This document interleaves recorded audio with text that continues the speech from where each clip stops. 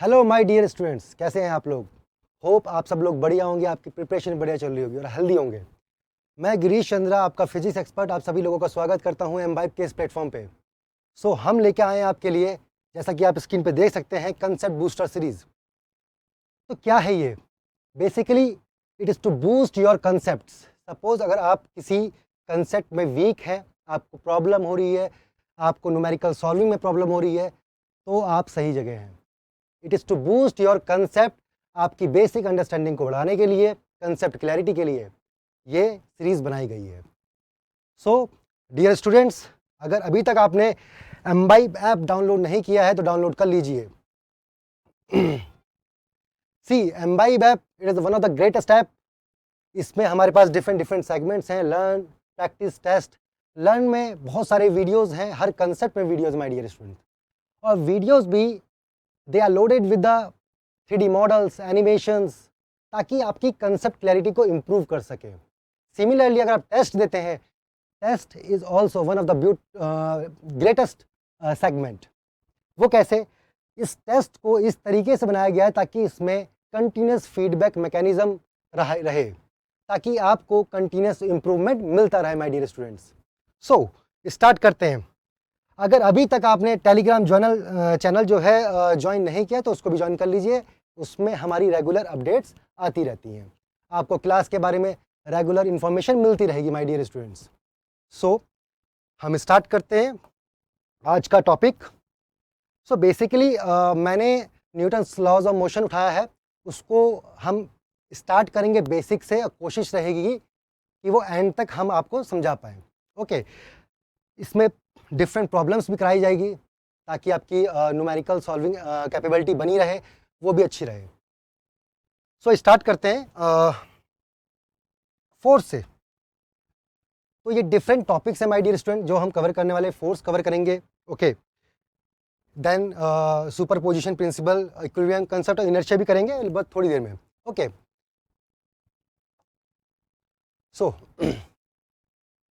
Force सब जानते हैं क्या होता है। किसी ने मुझे खींच लिया, किसी ने मुझे धक्का मार दिया, दैट इज फोर्स। मतलब अगर फोर्स है तभी आपका मूवमेंट हो पा रहा है। सपोज अगर मैं इस जगह खड़ा हूं, अगर मुझे इस बॉडी को मूव करना है माय डियर स्टूडेंट्स, तो मुझे फोर्स चाहिए। मतलब कोई ना कोई फोर्स लगेगा जो मेरी बॉडी को मूव कराएगा। Okay, force can be defined as push and pull. जैसा कि आप देख सकते हैं कि एक आदमी इसको पुल कर रहा है, एक आदमी इसको पुश कर रहा है। Basically it is a push and pull, but इससे इफेक्ट क्या होगा? Basically it is a push and pull for a mass to change its velocity. My dear student, yes, force एक तरीके से पुश और पुल है, but if the velocity of the body changes, understand, वो समझते हैं हम और कैसे। It is defined as the push और pull on an object with a mass that causes it to change is its velocity। मैं यहां पर अभी मास कांस्टेंट लेके चल रहा हूं। ओके, ये कंडीशन है मेरी कि मास कांस्टेंट है। अगर किसी भी कांस्टेंट मास में हमारा वेलोसिटी चेंज होता है तो it is clear that there will be a force. जैसे मैं यहां पर रेस्ट पे खड़ा हूं, मेरी वेलोसिटी 0 है, किसी ने मुझ पे कोई फोर्स लगाया तो मैं मूव करूंगा। जैसा कि मैं मूव करूंगा तो मेरी वेलोसिटी चेंज होगी माय डियर स्टूडेंट्स। अगर मेरी वेलोसिटी चेंज हुई है तो इट इज क्लियर कि मेरे पे कोई ना कोई फोर्स लगा है। डियर स्टूडेंट्स, मैं चेंज इन वेलोसिटी की बात कर रहा हूं, चेंज इन पोजीशन नहीं। आपको एग्जांपल देता हूं। सपोज एक ब्लॉक है, एक ब्लॉक कांस्टेंट वेलोसिटी से मेरी तरफ आ रहा है। अगर मैं इसको रोकता हूं माय डियर स्टूडेंट्स, ये कांस्टेंट वेलोसिटी से आ रहा था, रोकने पे मैंने इसको फोर्स लगाया और इसकी वेलोसिटी रोक के 0 हो गई। दैट मीन्स एक फोर्स एक्ट हुआ। बट माय डियर स्टूडेंट्स, अगर ये बॉडी कांस्टेंट वेलोसिटी से मूव कर रही है, सपोज यहां से स्टार्ट हुई, मैं यहां पर हूं, यहां से यहां तक बीच में इसकी वेलोसिटी कांस्टेंट है, पोजीशन चेंज हुई है। बट अगर वेलोसिटी कांस्टेंट है माय डियर स्टूडेंट्स, मैं कह नहीं सकता हूं कि फोर्स था। फोर्स तभी कहूंगा for a constant mass body जब उसकी वेलोसिटी चेंज हुई हो। ओके, तो मैं अगर इसको डिफाइन करता हूं तो it is very clear my dear students, जो कि मैं बार बार बोल रहा हूं कि force directly proportional to change in velocity, और वो वेलोसिटी का चेंज क्या है? With respect to time my dear. अगर मैं इस प्रोपोर्शनली कांस्टेंट को हटाता हूं तो it will be equal to M D V by D T, and that is change in velocity with respect to time. इसको हम क्या बोलते हैं? एक्सेलरेशन, जो कि अभी हम पढ़ेंगे न्यूटन्स लॉज ऑफ मोशन में। हम पूरा देखेंगे कि कैसे बॉडी बिहेव करती है माय डियर स्टूडेंट्स जब कोई फोर्स लगता है। तो हम ये पढ़ेंगे कि yes, force is equal to mass into acceleration when the mass is constant. मैं अगेन ये बोल रहा हूं कि मास कांस्टेंट है, क्योंकि मास अगर वेरी करता है तब भी फोर्स आता है, but we will see in the second law of motion. Okay okay, now see, unit की बात करूं, so Newton is a unit, perfect. अगर मैं बात करता हूं फोर्स कौन सी क्वांटिटी है, स्केलर है कि वेक्टर है? My dear, it is a vector quantity, और वेक्टर क्वांटिटी है तो magnitude and direction both are important, both are very important. जैसा कि हम जानते हैं कि वेक्टर क्वांटिटी में मैग्नीट्यूड तो इंपॉर्टेंट है, बट डायरेक्शन भी। वो क्यों? अगर मैं फोर्स की ही बात करता हूं, अगर आप एक फोर्स मुझे इस डायरेक्शन में लगा रहे हैं तो मेरा मूवमेंट भी इसी डायरेक्शन में होगा। मतलब ये एक फोर्स लग रहा है और ये एक फोर्स लग रहा है, दोनों सेम मैग्नीट्यूड है, सपोज 5 न्यूटन 5 न्यूटन, पर दोनों का इफेक्ट अलग है माय डियर स्टूडेंट्स। दोनों की वजह से मूवमेंट होगा वो अलग डायरेक्शन में होगा। तो इसलिए कहता हूं कि फोर्स में डायरेक्शन इंपॉर्टेंट है, and force is a vector quantity. Okay, अब मैं अगर बात करता हूं इनके क्लासिफिकेशन की, types of force. My dear students, types मतलब मैं कैसे क्लासीफाई करूं इसको? तो मैं दो तरीके से इसे क्लासीफाई कर सकता हूं, कॉन्टैक्ट और नॉन कॉन्टैक्ट। नॉन कॉन्टैक्ट को field force, long range force कह सकते हैं। ओके, अब सी सपोज आपके पास एक बॉडी है,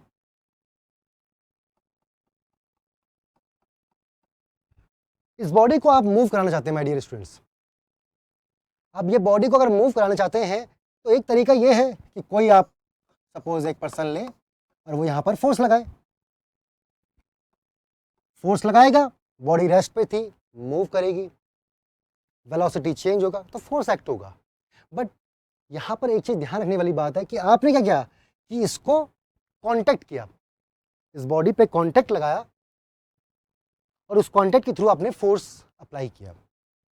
तो इस तरह के फोर्स को मैं कांटेक्ट फोर्स कहता हूं। ओके, अब यही नॉन कांटेक्ट की बात करूं, यस नॉन कांटेक्ट भी हो सकता है। कैसे?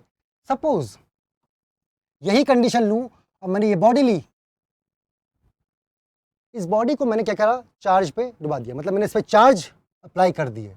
माय डियर स्टूडेंट, मैंने इस पर चार्ज अप्लाई किए।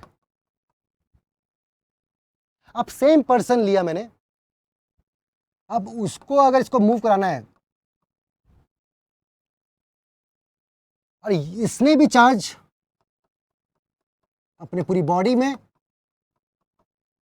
ले लिए, और कंडीशन ये है कि चार्ज फ्लो नहीं कर रहा है अर्थ पे। Okay, means they are insulated, charge का फ्लो नहीं होगा, चार्ज इनके पास ही रहेगा। अब ये ब्यूटी है माय डियर स्टूडेंट्स कि यहां पर बिना कांटेक्ट में आए this block can be moved, मतलब इस पे एक फोर्स लग सकता है। वो कैसे? हम जानते हैं कि दो चार्ज बॉडीज हैं एट ए सर्टेन डिस्टेंस। तो my dear students, from the Coulomb's law,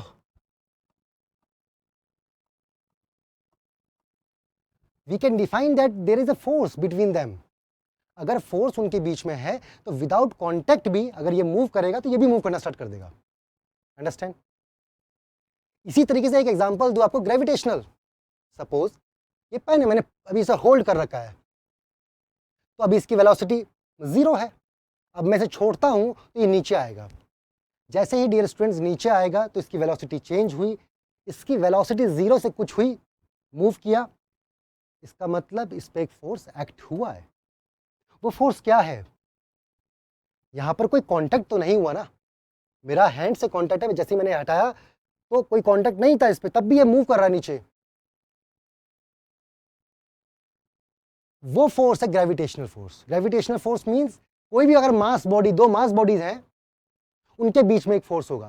तो एक मास बॉडी तो ये हुई, एक मास बॉडी अर्थ हुई। तो ऐसा है, from the gravitational law we can define कि दो मास बॉडी के बीच में हमारा क्या होगा? फोर्स होगा। तो ये भी एक तरीके से नॉन कॉन्टैक्ट टाइप है, कोई कॉन्टैक्ट नहीं हुआ है इसमें, then the force is there. Understand? तो इस तरीके से आप डिफाइन कर सकते हैं my dear students, contact, non contact. Okay, अब सी कॉन्टैक्ट की मैं और टाइप्स देखूं। सो नॉर्मल फोर्स, अभी हम देखेंगे कि ये फोर्स क्या होते हैं, कैसे एक्ट करते हैं। But normal force, tension force, friction force, these are all contact type. Okay, अब मैं अगर नॉन कॉन्टैक्ट की बात करूँ या लॉन्ग रेंज फोर्स की बात करूँ माय डियर स्टूडेंट्स, तो gravitational force, magnetic force, electrostatic force, ये सब नॉन कॉन्टैक्ट है, इसमें कॉन्टैक्ट की जरूरत नहीं है, ये बिना कॉन्टैक्ट के भी एक्ट करते हैं my dear students. Now see, now अब हम कोशिश करते हैं वन बाय वन हर फोर्स को समझने की। मैंने ये वो फोर्स लिए हैं जो आपके मैकेनिक्स में कंटिन्यूस यूज होंगे माय डियर स्टूडेंट्स, कंटिन्यूस। तो हमें पता होना चाहिए कि अगर कोई फोर्स लग रहा है तो कैसे लग रहा है, कहां पर लग रहा है, उसकी क्या वैल्यू हो सकती है, ये सब हम देखेंगे। अंडरस्टैंड? सी, तो स्टार्ट करते हैं माय डियर स्टूडेंट्स वेट से। वेट एक टाइप का ग्रेविटेशनल फोर्स है। कोई भी बॉडी, ये ले लो या बॉल ले लो, सब टुवर्ड्स अर्थ मूव करती हैं। हम बोलते हैं कि उस पर एक वेट लग रहा है, बेसिकली वो वेट क्या है? ग्रेविटेशनल फोर्स ही है, वो ग्रेविटेशनल फोर्स ही है। और उस वेट को मैं डिफाइन कैसे करता हूं? Mass into acceleration due to gravity, मैं उसको जी बोलता हूं। Okay, see, so gravitational force जो अर्थ लगाती है उसी को हम वेट बोल लेते हैं। अगर अर्थ से ग्रेविटेशनल फोर्स कोई भी दो मास के बीच में हो सकता है, ये भी एक मास है, ये भी एक मास है, इनके बीच में हो सकता है और होगा। बट माय डियर स्टूडेंट्स, अगर मैं वेट बोल रहा हूं तो वेट में एक मास बॉडी तो वो है जो आपका ऑब्जेक्ट है, दूसरा आपका अर्थ। तो अर्थ और किसी के बीच में लग रहा है तो उसे मैं वेट बोलता हूं। ओके, और नॉन कॉन्टैक्ट टाइप है, ये तो हम डिस्कस कर ही चुके हैं। ऑलवेज अट्रैक्टिव, यस, एक बॉडी दूसरी बॉडी को अट्रैक्ट ही करती है ग्रेविटेशनल फोर्स में, that is also very common. और it is defined as m into g, and g जो है वो एक्सेलरेशन ड्यू टू ग्रेविटी है। और सरफेस पे अर्थ के सरफेस पे हम उसकी जो वैल्यू है वो लेते हैं 9.8। तो जी जो है डिफाइन की जाती है 9.8 मीटर पर सेकेंड स्क्वायर। कहीं कहीं पर माय डियर स्टूडेंट्स आपको ये 10 भी मिलेगी। प्रॉब्लम को इजी करने के लिए बेसिकली हम 10 यूज कर लेते हैं, and it is given in the question also. So कोई भी बॉडी है माय डियर स्टूडेंट्स, उस पर एक फोर्स लगेगा, ग्रेविटेशनल फोर्स, और अर्थ जो है उस ऑब्जेक्ट को अपनी तरफ अट्रैक्ट करती है, उसी अट्रैक्शन को मैं बोलता हूं weight, and that is defined as mass into acceleration due to gravity, m into g, basically m into g my dear students. So अब नेक्स्ट अगर देखें हम नॉर्मल फोर्स, देखो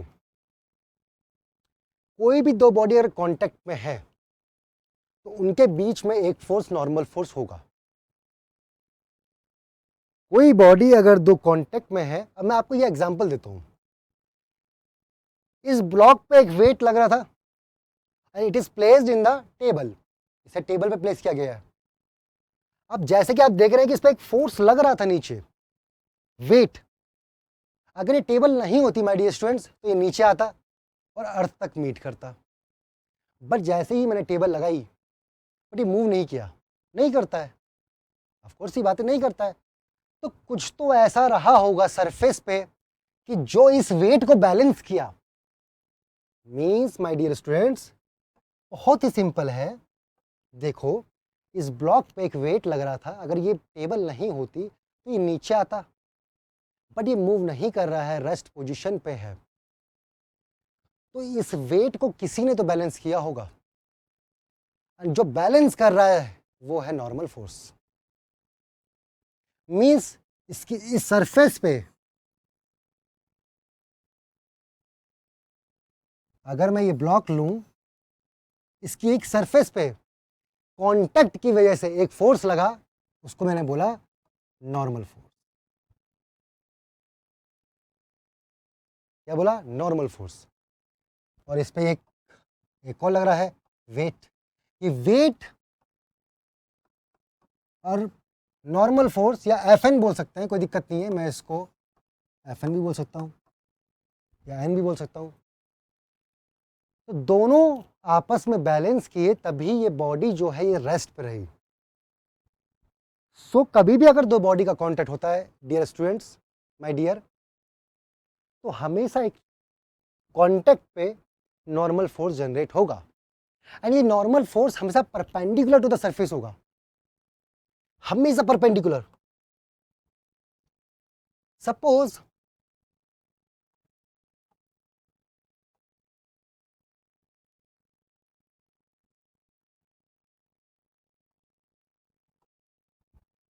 मान लो कि ये एक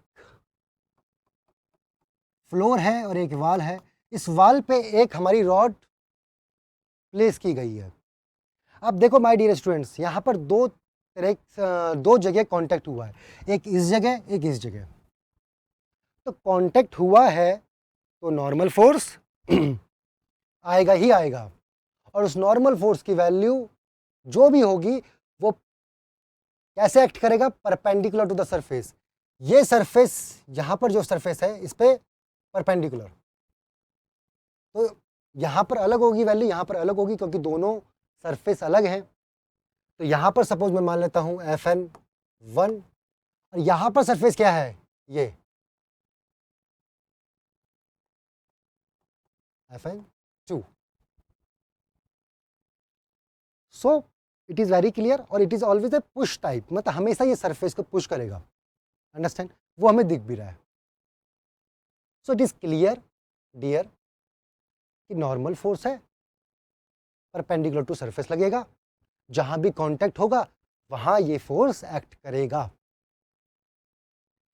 अगर मैं इसको और देखना चाहूं,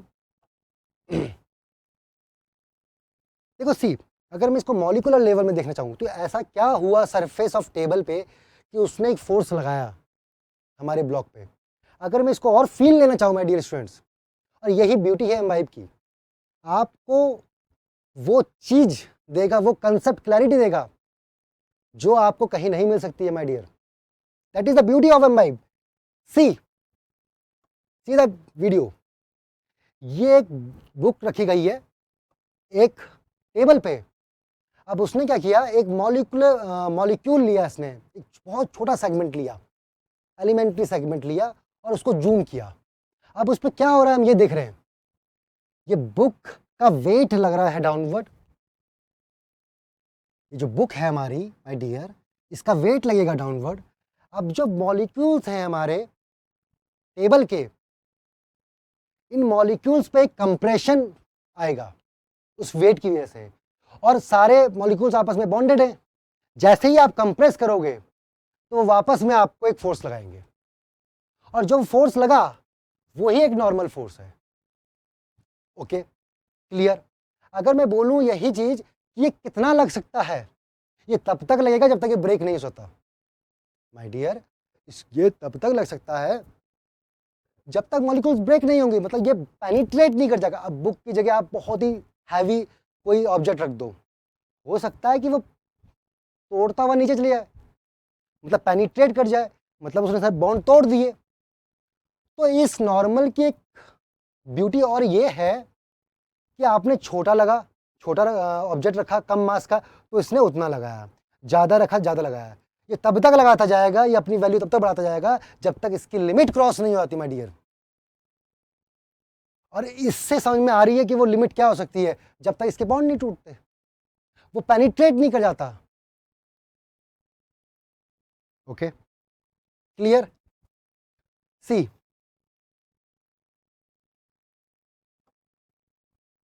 तो आप देख सकते हैं कि कैसे ये उसके वेट को कंपनसेट कर रहा है और एक नॉर्मल फोर्स प्रोड्यूस कर रहा है। नेक्स्ट एक और बहुत इंपॉर्टेंट फोर्स है टेंशन फोर्स। माय डियर, अब आप किसी ऑब्जेक्ट को पुल करेंगे, होल्ड करेंगे, तो आपको रोप, स्ट्रिंग, केबल्स, इन सब की ज़रूरत होती है।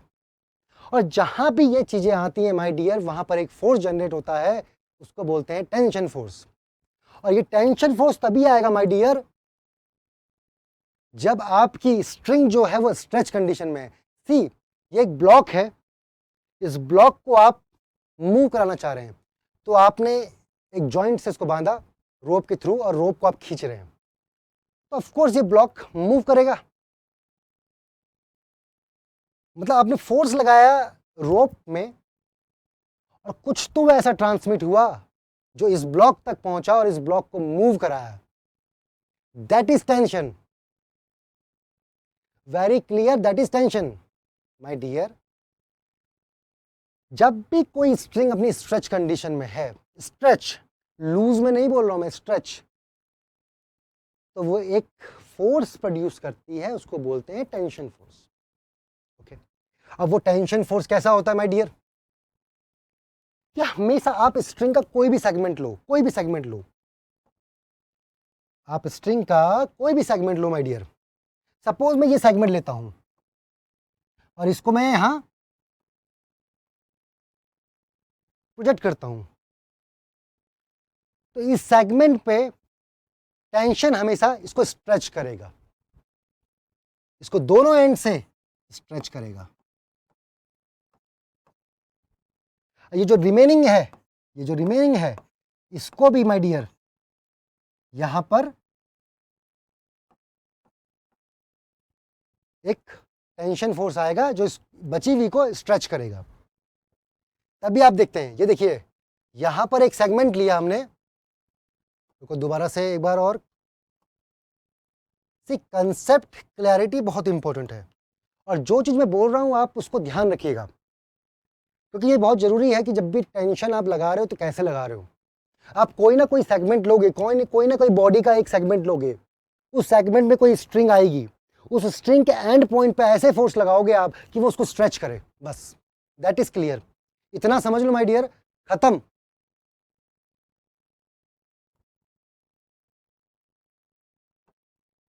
सपोज ये एक सेक्शन लिया, इस सेक्शन में इस पॉइंट पे जो फोर्स लगेगा दैट इज इसको स्ट्रेच करेगा। सेम अगर मैं ये वाला पॉइंट लूं,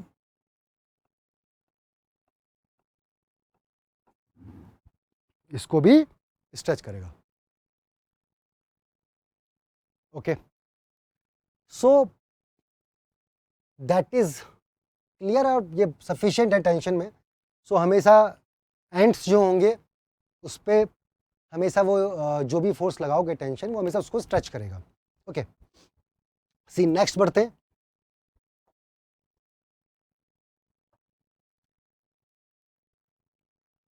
ओके वेट, तो इसका भी अगर मैं मॉलिक्यूलर लेवल देख लूँ तो आप वो भी देख लीजिए, क्योंकि यही तो सबसे ब्यूटी है।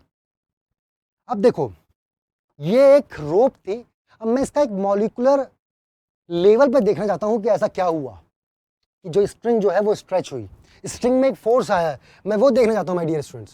सी, इसने किया, एक स्मॉल सेगमेंट लिया, उसको इसने जूम किया, और जूम किया तो उसमें बॉन्ड्स आए मॉलिक्यूल्स के। अब क्या हो रहा है, जब आप इसको इस तरह से खींच रहे हैं, सी यहां से आप जब खींचेंगे इसको, तो इसके बॉन्ड्स स्ट्रेच होंगे। सीधा वीडियो, बॉन्ड्स स्ट्रेच हो रहे हैं।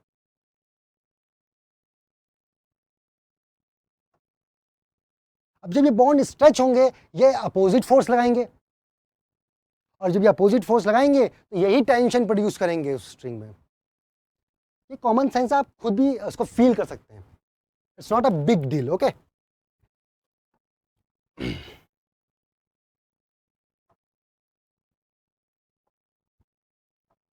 सो अब नेक्स्ट में बढ़ते हैं फ्रिक्शन फोर्स में। सी, ये भी एक कांटेक्ट फोर्स है जैसे नॉर्मल था।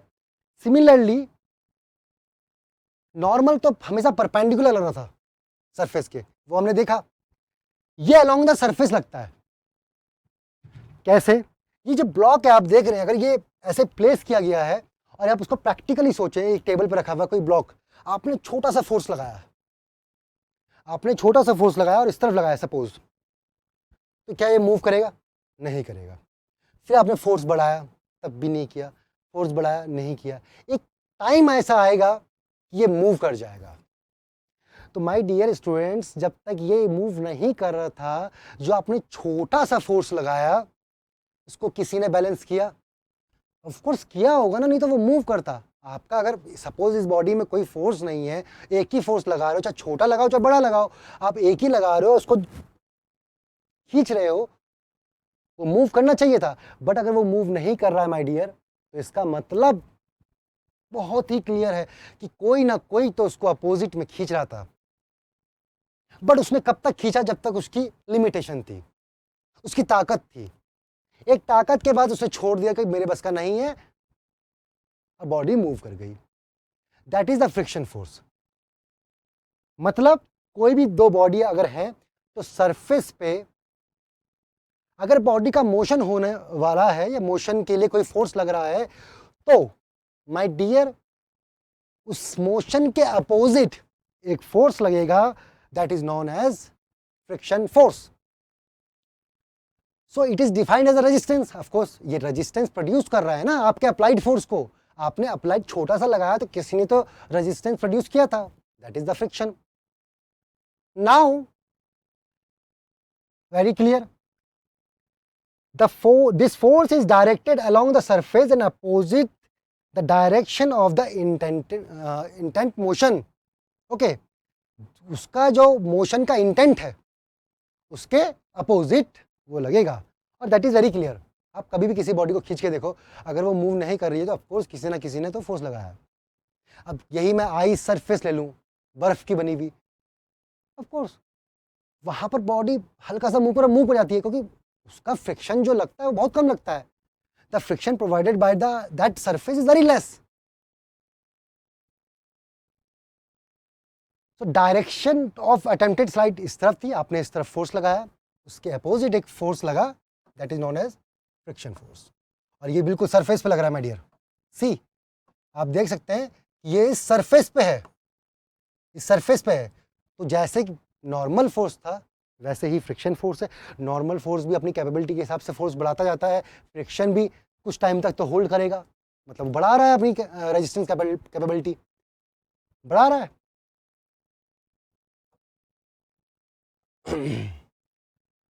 इसको भी देख लेते हैं, बहुत जरूरी। सी, अब ये ब्लॉक रखा गया है एक सरफेस पे, अब ये इस पे फोर्स लगाना स्टार्ट किया, तो पहले तो ये मूव नहीं कर रहा होगा।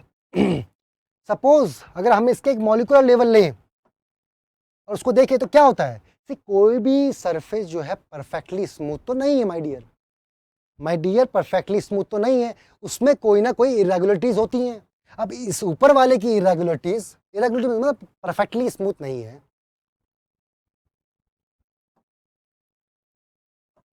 सपोज ये सरफेस है, ये परफेक्टली स्मूथ ना होके इसकी सरफेस पे इरेगुलरिटीज होंगी, ऐसे ही नीचे वाला भी होगा। जब ये आपस में मीट करेंगे तो इसकी इरेगुलरिटीज और इसकी आपस में इंटरलॉक हो जाएंगी माय डियर, ये इंटरलॉक हो गई हैं।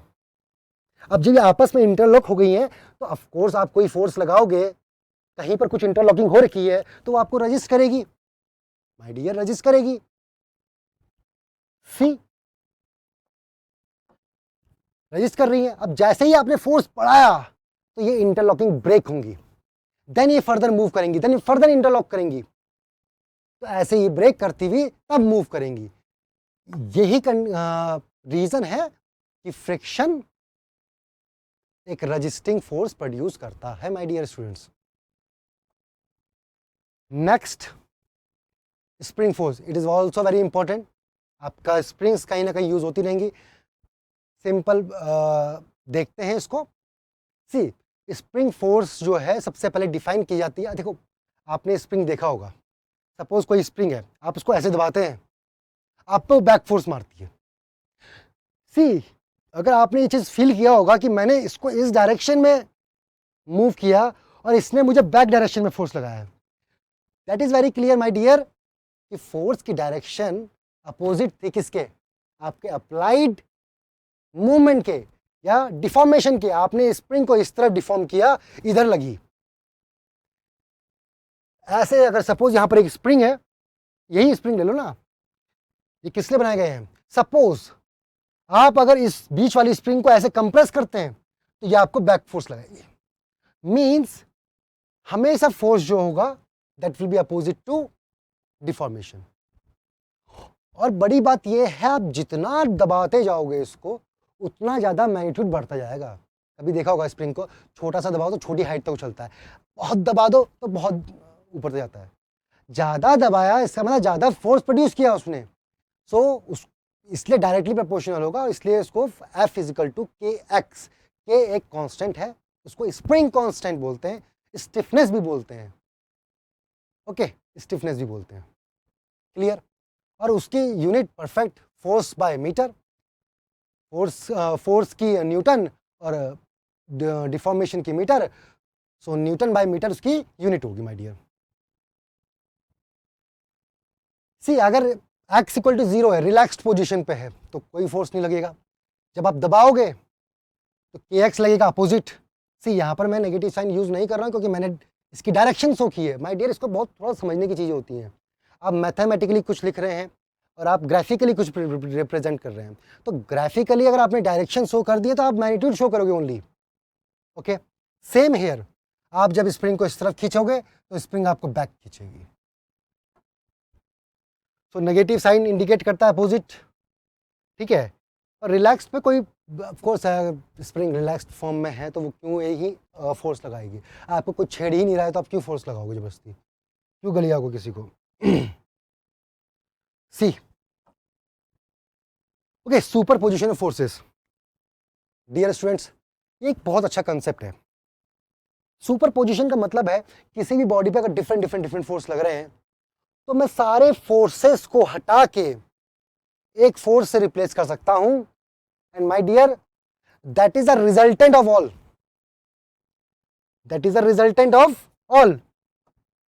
सी, यहां पर एक ब्लॉक था, ओ पॉइंट पे दो फोर्स लगे, F1 एंड F2। इस F1 एंड F2 जो दो लग रहे हैं, मैं इन दोनों को हटा के एक फोर्स से रिप्लेस कर सकता हूं, and that is the resultant of both. अब फोर्स वेक्टर है, दो वेक्टर का रिजल्टेंट आपको पता है कैसे लेते हैं। दो वेक्टर का रिजल्टेंट हम पैरेललोग्राम लॉ से ले सकते हैं। अगर दो वेक्टर एक एंगल पे हैं और same tail to tail connected हैं तो देखो कैसे, सेम, सी द ब्यूटी। मतलब आप दो फोर्स बनाए और उनसे एक पैरेललोग्राम ड्रॉ किया, और उस पैरेललोग्राम का जो डायगोनल होगा my dear, that is the resultant, that is the resultant. और जो रिजल्टेंट है उसकी वैल्यू जो होगी वेक्टर फॉर्म में, सी, ये तो हम जानते ही हैं कि अगर दो वेक्टर है हमारे, सपोज अगर मैं F1 एंड F2 दो वेक्टर ले लूं और इनका समीशन करूं तो my dear summation in vector form ही रिजल्टेंट है। F and F is the resultant. Okay, summation in vector form क्या है, वो रिजल्टेंट ही है। सो दो फोर्स को बाय सुपरपोजिशन लॉ मैं कह सकता हूं, उनको मैं रिप्लेस कर सकता हूं बाय देयर नेट इफेक्ट। वो नेट इफेक्ट क्या है, उनका रिजल्ट है।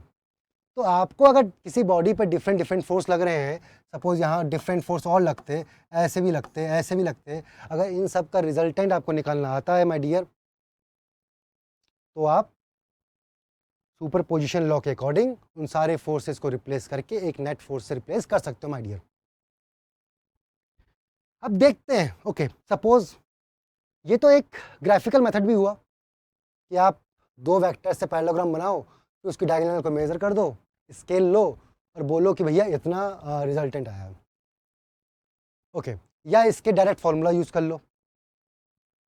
डायरेक्ट फार्मूला आप जानते ही हैं, सपोज इन दो के बीच में एंगल है थीटा, दो वेक्टर हैं F1 एंड F2, उनके बीच का एंगल थीटा है, मैं दो ही ले रहा हूँ, बाकी नहीं ले रहा हूँ, और दोनों vector tail to tail joint है। देखो बहुत क्लियर समझना इस चीज को, टेल टू टेल। तो मैं इनके रिजल्टेंट की वैल्यू लिख सकता हूं my dear, under root of F1 square F2 square two F1 F2 and cos theta. Okay, मैं ऐसे रिजल्टेंट की वैल्यू लिख सकता हूं। और ऐसे ही हम इसके बीच जो रिजल्टेंट ने एक एंगल बनाया किससे, इस F1 से, ऑफ कोर्स इस डायगोनल ने एक एंगल बनाया किससे, F1 से, तो वो भी हम लिख सकते हैं। Okay, that is direct formula tan phi F2 sin theta F1 plus F2 cos theta. तो ऐसे हम डायरेक्ट रिलेशन से अगर दो ही फोर्सेस तो निकाल सकते हैं। ओके, नेक्स्ट को देखते हैं कि सपोज आपके पास डिफरेंट डिफरेंट फोर्सेस हैं, तो कैसे किया जाएगा जो कि बहुत इंपॉर्टेंट है। See resolution of forces F in x and y direction my dear. किसी भी फोर्स को आप रिजॉल्व कर सकते हो उसके एक्स और वाई डायरेक्शन में। एक्स और वाई क्या है माय डियर, मतलब आप कोई भी फोर्स है, कोई भी फोर्स है, सपोज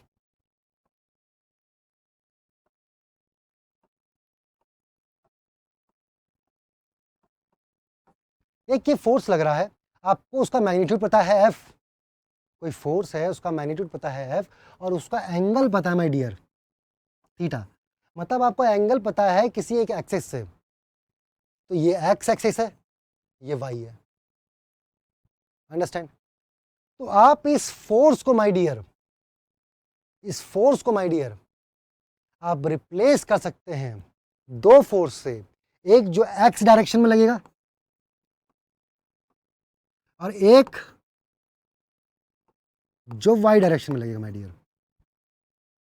मतलब इस फोर्स के दो कंपोनेंट से आप इस फोर्स को रिप्लेस कर सकते हैं Fx and Fy।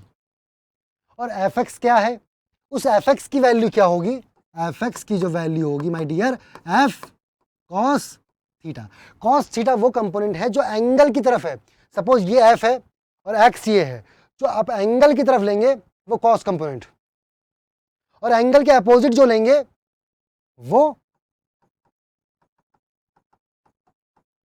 Sign component. बहुत क्लियर। तो ये रिजोल्यूशन ऑफ फोर्सेस है, इसका यूज करेंगे हम। ओके, तो ऐसे ही आप कोई भी फोर्स को दो फोर्स में तोड़ सकते हैं और अब उस फोर्स को हटा के ये दो फोर्स ले सकते हैं। Okay, clear. Similarly my dear, अगर मैं आपको एक और चीज बताना चाहूं, सिमिलर केस में आपके पास दो फोर्स हैं, सपोज ये Fx है और ये Fy है माय डियर, ये Fx है और ये Fy है। आपके पास दो फोर्स हैं in x direction in y direction. My dear, आप इन दोनों फोर्स से इन दोनों फोर्स को एक फोर्स में कन्वर्ट कर सकते हो। पहले क्या था, एक फोर्स को दो फोर्स में कन्वर्ट किया, Fx एंड Fy। अब उसको हटा दो, ये दोनों काम कर जाएंगे। सिमिलरली अगर आपके पास दो फोर्स हैं Fx और Fy, अब इन दोनों को मैं एक में कन्वर्ट कर सकता हूं, जो कि सपोज इनका रिजल्टेंट होगा, तो ये Fy, तो ये Fy, तो राइट एंगल ट्रायंगल से मैं बोल सकता हूं कि F की वैल्यू जो होगी F x square plus F Y square my dear under root of, मतलब इस दो फोर्स से आपने एक फोर्स में कन्वर्ट किया जिसका मैग्नीट्यूड आया, magnitude F x square plus F Y square under root, और इसका इसी फोर्स का आप एंगल भी ला सकते हैं माय डियर, और एंगल की जो वैल्यू होगी माय डियर वो होगी F tan theta F Y by F X. तो बहुत ही सिंपल था, कंफ्यूज नहीं होना है। देखो यही दो चीज़ यूज़ होने वाली हैं आगे। कभी भी आपको कई फोर्स दिए हैं तो उनको तोड़ के उनके कंपोनेंट्स में तोड़ना पड़ेगा, और कंपोनेंट्स में तोड़ने के बाद अगर बहुत सारे फोर्स हैं, सपोज ये तो एक फोर्स था, बट डिफरेंट डिफरेंट फोर्स हैं, तो डिफरेंट डिफरेंट फोर्स को आप एक्स में और वाई में तोड़ेंगे, फिर एक्स में आपके सारे कंपोनेंट आ जाएंगे।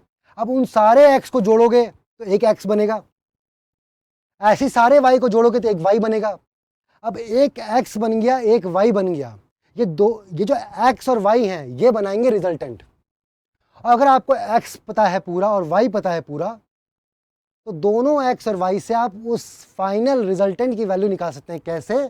F x square plus F Y square, similarly tan theta is equal to F Y by F x. Okay, clear. See, एक बार देख लेते हैं। तो दो फोर्स लगे थे, एक्सेस है एक्स एंड वाई, और एक फोर्स लग रहा है एफ, वो भी थीटा डायरेक्शन में। देखो मतलब फोर्स का मैग्नीट्यूड दे दिया एफ और उसकी डायरेक्शन दे दी थीटा। परफेक्ट। अगर मेरे को किसी का भी मैग्नीट्यूड पता है और उसका डायरेक्शन पता है, डायरेक्शन मतलब थीटा पता है माय डियर, तो थीटा पता है तो मैं बाकी काम कर जाऊंगा, मैं उसको रिजॉल्व कर सकता हूँ माय डियर। अब इसने रिजॉल्व किया, एक रिजॉल्व कंपोनेंट जो सी रिजॉल्व जो थीटा की डायरेक्शन में होगा हमेशा वो कॉस, तो एक्स हुआ कॉस और वाई हुआ sine, F x cos theta F y sine theta. Similarly अगर आपके पास F x and F y है तो आप मैग्नीट्यूड निकाल सकते हैं, डायरेक्शन निकाल सकते हैं, और ऐसे ही एक फोर्स को दो फोर्स से रिप्लेस कर सकते हैं, दो को एक से भी कर सकते हैं। That is a superposition law जो अभी हमने पढ़ा है। माय डियर नेक्स्ट देखते हैं। सी, अगर यही चीज तीन फोर्स लग रहे हैं और तीनों का रिजल्टेंट निकालना है, तीन फोर्स लग रहे हैं, तीनों का रिजल्टेंट निकालना है माय डियर, मतलब तीनों का एडिशन करना है। परफेक्ट। तो क्या करना है आपको, ये चीज आपको ध्यान रखनी है हमेशा।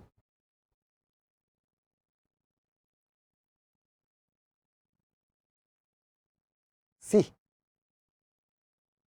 मतलब तीन फोर्स हैं F1, F2, F3, और तीनों की डायरेक्शन मतलब थीटा दिया हुआ है, थीटा 1, थीटा 2, थीटा 3, और सब एक्स से दिए हैं। Perfect my dear. अब आप जैसे कि मैंने बताया, किसी भी फोर्स को आप उसके एक्स कंपोनेंट और वाई कंपोनेंट में तोड़ सकते हो बड़े प्यार से। अगर मैं F1 को तोड़ता हूं तो F1x आएगा, जो कि F1 cos थीटा 1 होगा, मतलब उसकी डायरेक्शन में, थीटा की डायरेक्शन में तोड़ रहा हूं तो F cos थीटा। अब उसके परपेंडिकुलर तोड़ रहा हूं तो F sin थीटा, और F भी F1 है तो F1 sin theta 1, theta 1 F1 का डायरेक्शन। सिमिलरली F2 तोड़ सकते हैं cos थीटा 2 के उसमें, इधर sin थीटा 2, और F3 भी तोड़ सकते हैं क्योंकि थीटा जो है वो x से है, तो x से तोड़ेंगे तो वो भी x डायरेक्शन में आएगा। सी, सो ऐसे ही अगर तीन फोर्स हैं और तीनों का अगर मैं सम निकालता हूं तो मैं सम निकाल सकता हूं, या तो डायरेक्टली आप वेक्टर फॉर्म में निकाल लें कि F1 plus F2 plus F3 graphical method solve करके निकाल लें, या बेसिक तरीका क्या है माय डियर कि आप हर फोर्स को आप तोड़िए x में और y में। माय डियर आपने F1 को भी तोड़ा, F2 को भी तोड़ा, F3 को भी तोड़ा। अब क्या करो माय डियर, आप सारे x वाले एक साथ लो, सारे y वाले एक साथ लो। अब x वाले सारे एक साथ लो तो सब एक ही डायरेक्शन में, सबको जोड़ दो। y वाले सारे एक साथ लो, सबको जोड़ दो। अब केवल एफ एक्स बचा और एफ वाई बचा, मतलब लास्ट रिजल्टेंट जो आया वो एफ एक्स बचा, एफ वाई बचा। देखते हैं।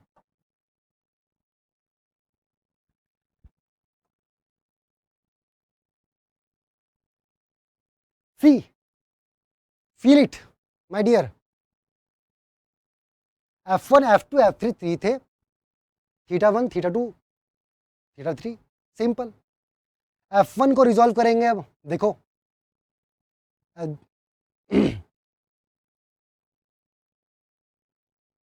F1 को रिजॉल्व किया माय डियर तो F1x आया, F1y आया। F1x माय डियर वो F1 cos थीटा 1 होगा, एक्स में मतलब आप अगर थीटा की डायरेक्शन में, देखो मैं ये नहीं बोल रहा हूँ कि एक्स की डायरेक्शन में, आप थीटा की डायरेक्शन में अगर रिजॉल्व करते हो तो कॉस थीटा 1, और अपोजिट करते हो, इस एंगल के अपोजिट करते हो तो साइन थीटा 1। ऐसे ही F2 को करेंगे माय डियर।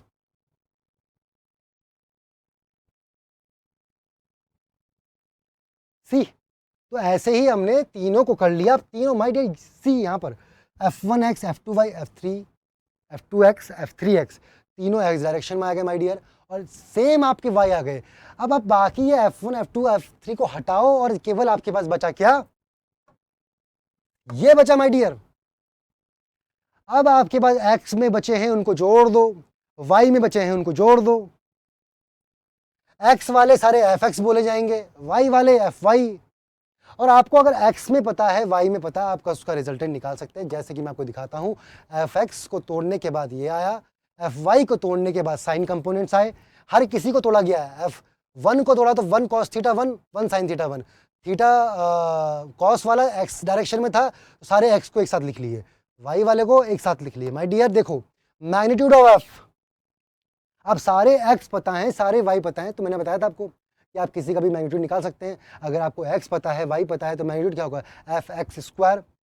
एफ एक्स मतलब सबका सम, y सबका सम, और डायरेक्शन क्या है my dear, F Y by F X. मतलब आपने तीनों कंपोनेंट को जोड़ दिया, उसमें लास्ट कंपोनेंट जो आया वो f आया, और f की आपके पास मैग्नीट्यूड भी है, ये है मैग्नीट्यूड माय डियर, और उसकी डायरेक्शन भी है माय डियर। डायरेक्शन कौन सी है, साइन टेन थीटा। थीटा पता है तो डायरेक्शन पता है ना, बहुत ही सिंपल है। सी, थोड़ा सा और समझते हैं,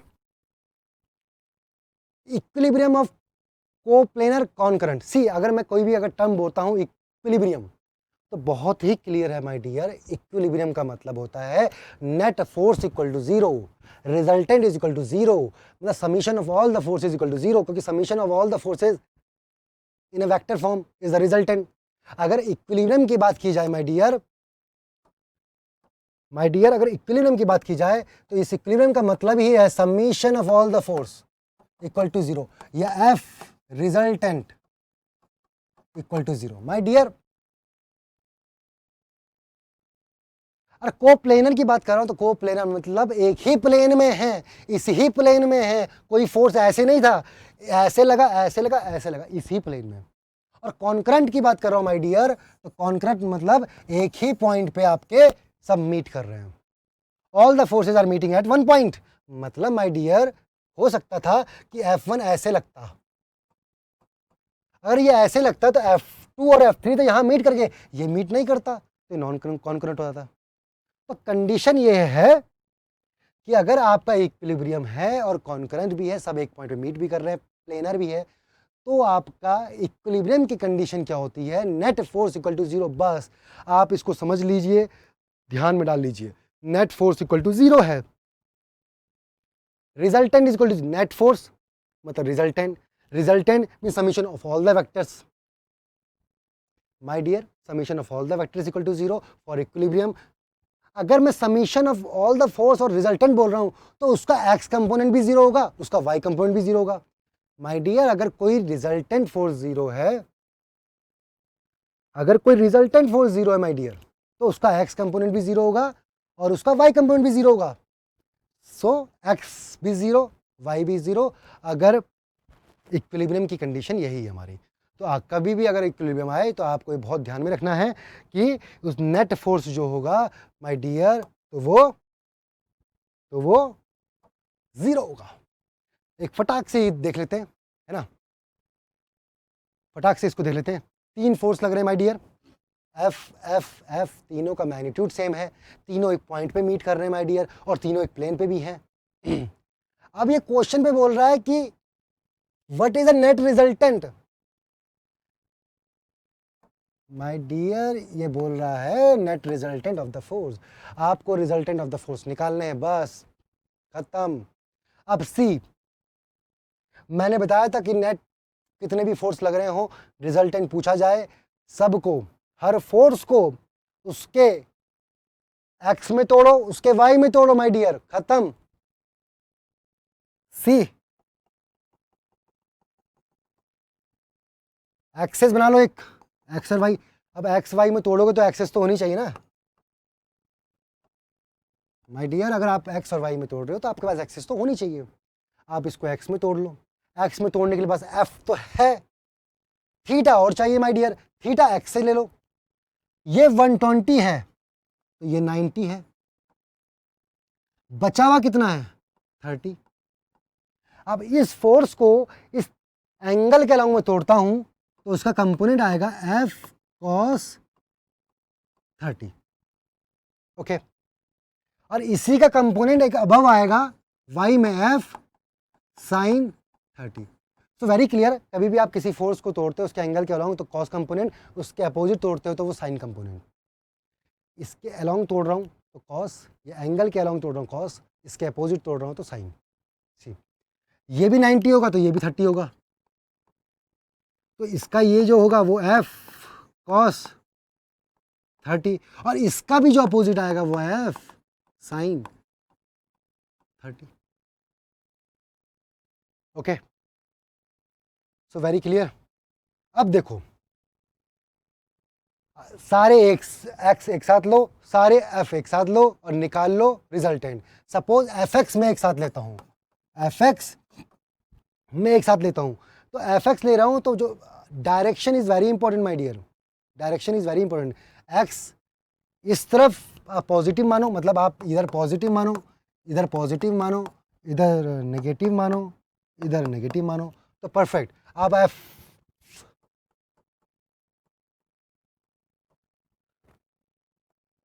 ये कंपोनेंट इस डायरेक्शन में पॉजिटिव, उसका अपोजिट सेम,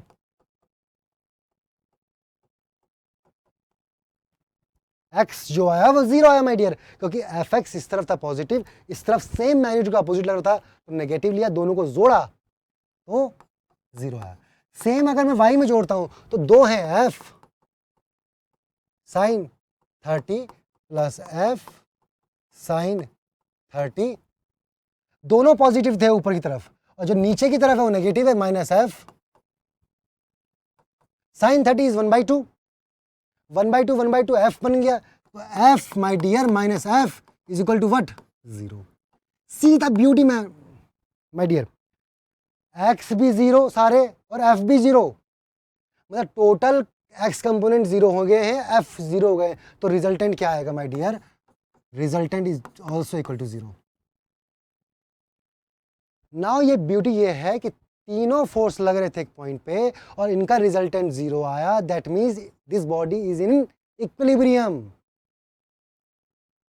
इक्विलिब्रियम, क्योंकि नेट फोर्स आ गया जीरो। तो हमेशा इस चीज को याद रखना माय डियर कि तीन फोर्स लगे और 120 डिग्री पे लगे तो उनका रिजल्टेंट जीरो होता है। ओके, सो आज का सेशन यहीं पर एंड करते हैं। होप आप सब लोगों ने एंजॉय किया होगा माय डियर। ऐसे ही बने रहिए मेरे साथ, हम ऐसे ही इस पूरी सीरीज को लेके आएंगे और हर टॉपिक को टच करेंगे और कोशिश रहेगी कि आप बेसिक न्यूमेरिकल अप्रोच आपकी अच्छी कर पाएं। So thank you so much. Keep imbibing. We believe in you.